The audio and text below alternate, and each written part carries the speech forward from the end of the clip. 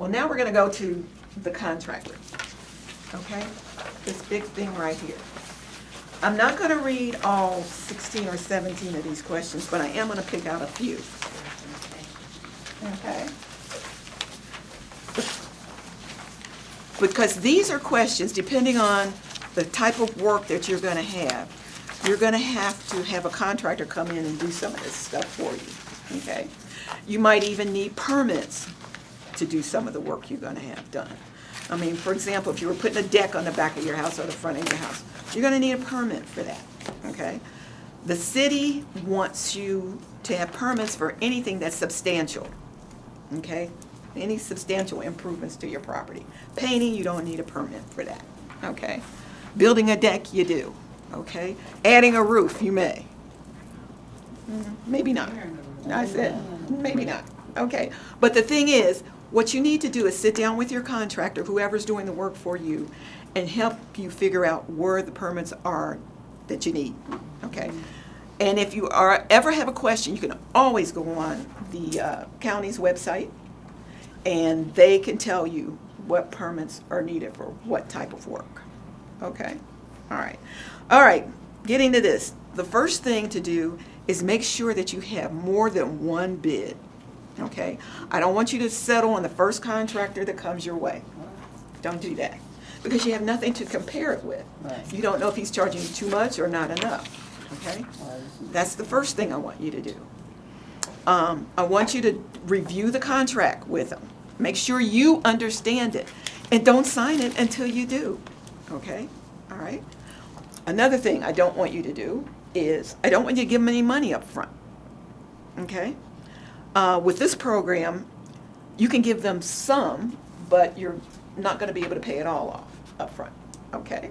So we're gonna talk about that part a little later. All right, make sure that they've got proper insurances. You want them to have the insurance, which is workman's comp, that's gonna cover his workers or her workers. Then you want them to have insurance that protects you in case they damage something in your home while they're working. Those are kind of things that you want to ask the contractor. But probably you want to ask everything that's on this list, okay? Depending on, again, on what you're doing, your scope of work. Your scope of work may not require everything. Find out when they're coming, what times of day, night, evening, what's their schedule. You want to know so you can be there to make sure everything is going correctly, okay? Also, ask them for a timeline. You want to know when they're going to get started and when they're going to be done, okay? So those are things you need to come up front with. When you're talking about your contract, though, however, you want to get your bid as firm as you can get it. Now, if they have to knock down a wall, unfortunately, they're not going to be able to see what's behind there until they do that. So that part of the contract cannot be firmed. But other things that are tangible, that you can see, put your hands on and feel, they should be able to give you a concrete price. So make sure when they're writing out that estimate, that estimate turns into a contract, or that the estimate is used as a firm contract. You need to know which when you're talking to them, okay? All right. The last thing that I want to talk to you about is if there's disputes, okay, and that can happen, all right, when you got a contractor working, or it doesn't necessarily need to be a dispute, but say he knocks down that wall and he tells you the wiring is really bad in here or something, and we've got to do some extra things to get this corrected. Okay, that might mean a change order from what you originally thought you were going to do to what you're going to do now to fix this issue. I know all you guys watch HGTV, right? Right. So you can see that things happen that the homeowner didn't know about until they started tearing things apart. Okay. So if you're going through that kind of depth and work, you need to know. I had that happen to me because I redid my whole kitchen and bathroom. So they gutted the whole place. And when they did, they found some wiring that wasn't quite right. One of the guys even told me, he says, "Joanne, I'm surprised your house hadn't burnt down because of some of the wiring." Well, I didn't know. I can't see behind there, you know. So make sure that, you know, you have a contractor who's looking out for your behalf. The best person to ask to would be who? Anybody got any idea? If you're looking for a contractor, who would be a good? Know somebody that has used that person. Absolutely. People that you know that have had good work. Now, you might know them and they might not have done the good work. Because I would recommend the guy that did my kitchen and bathroom on my first floor, but I wouldn't recommend the other one. But the thing is, what you want to do if you're having that kind of work, not only do you want them to recommend somebody, you want to call that person up and go see. Right. Okay? All right? Don't just do that, because that's what I did with this last person. I didn't go see. I let him show me pictures. Anybody can show me pictures, okay? Luckily, the bathroom came out okay, but it would have been better had I done my due diligence, and I didn't. Okay? So keep that in mind. All right. Okay. Schedule payments. I want to talk to you a little bit about that. This is how the sheet here kind of goes over the disbursement. I'm going to talk to you about the first three things. They will go into in-depth when you get in your closing, because there's ways that the contractor can get the money up front, a little bit of it, okay? Because some contractors are small, they don't have the money to get started.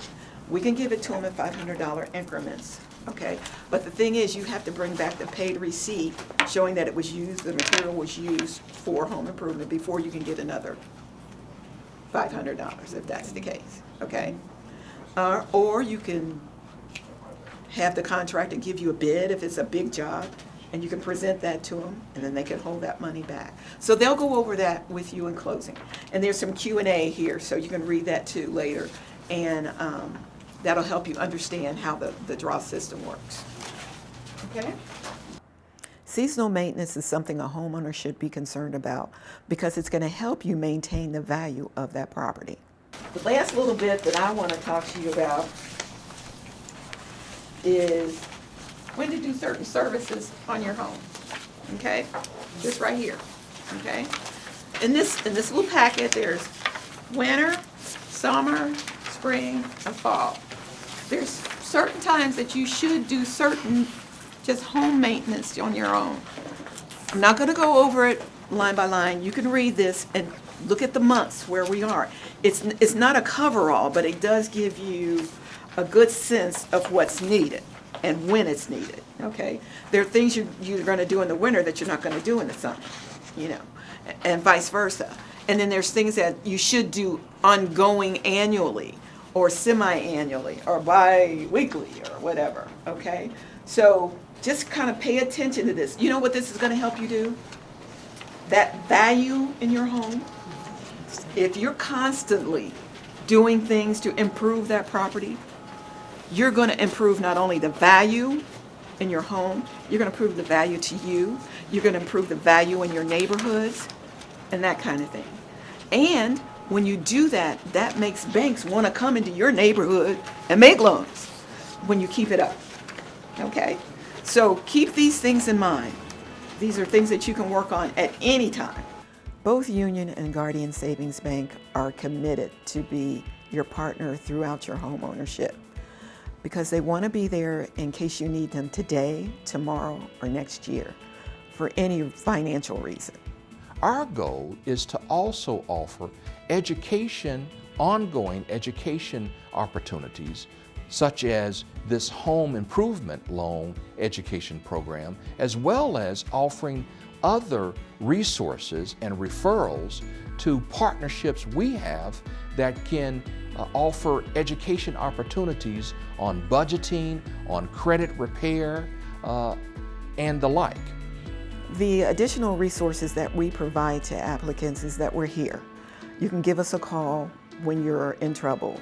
If we can't help you, then we're going to refer you to a company like the Homeownership Center, who would be there to help you through any situation.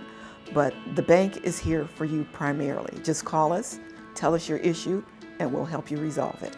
We thank you for your participation in the bank's Home Improvement Loan Education Program. We think this is going to be the start of a long-term relationship. Thank you, and we look forward to working with you.